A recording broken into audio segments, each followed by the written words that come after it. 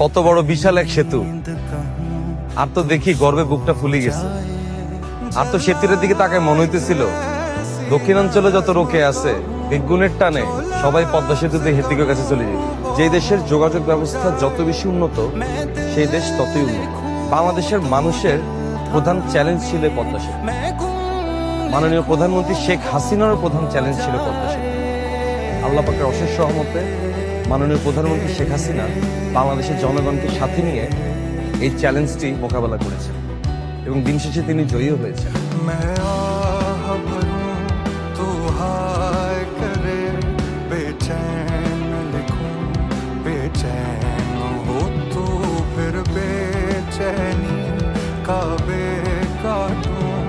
तुझे चैन जरा सा हो जाए अभी लिखूं तू सोच